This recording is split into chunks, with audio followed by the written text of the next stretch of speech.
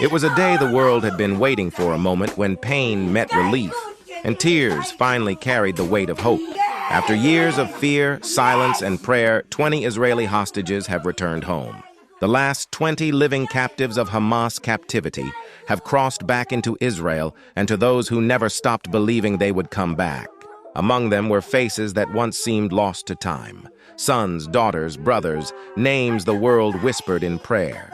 Eitan Mor Geigelboa Dalal Matan Zangauker. Each embrace told a story words could never fully capture, stories of survival, of waiting, and of love that refused to fade. For over 2 years, these hostages lived beneath the earth, inside the dark tunnels of Gaza, unseen, unheard, yet never forgotten. And tonight, they are home. Their return marks the end of one of the darkest chapters in Israel's modern history. But not all were fortunate to make it back alive.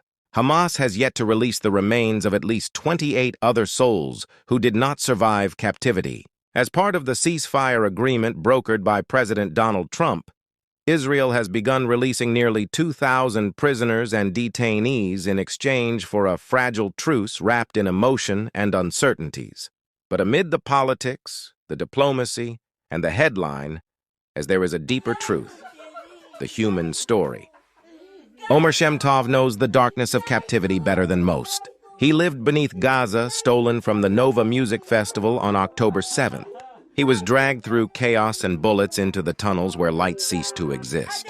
His first captor asked him to sing an Israeli song, a haunting moment of humanity inside horror. For weeks, his meals were crumbs, his water scarce. He lived without a shower for 80 days. Yet somehow, his faith only grew stronger.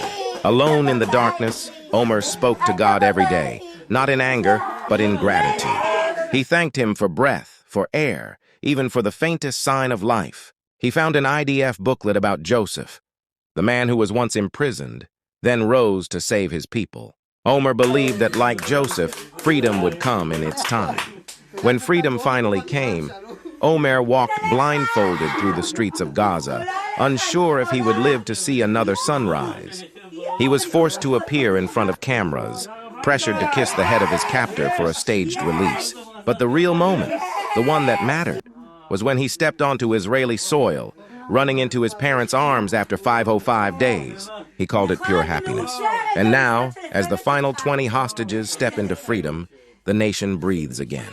Behind every tear, a promise that light will always outshine the darkness. This is more than the end of captivity.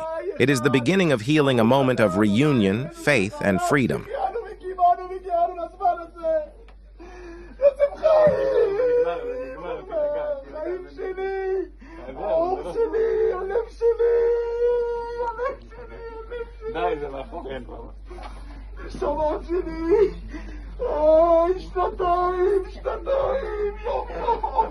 For Israel and for the world watching, this day will never be forgotten.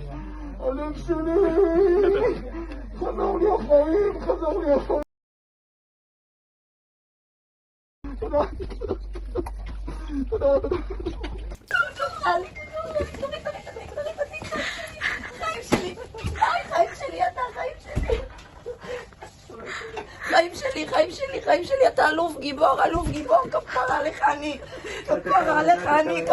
אני, כמה החיות שלך מחכות לראות אותך, ואילנה, חיים שלי ונוני, כל העולם חיים שלי, אתה, בטח, החזירו לי אותו אחרי 4 ימים, אתה לא מבין טונטון, אתה לא מבין, חיים שלי מה?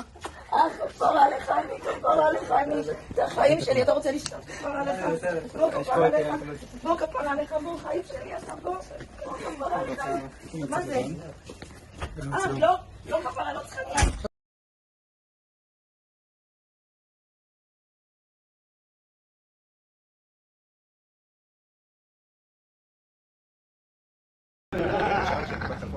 תגיד לזה מצד ימין או לצד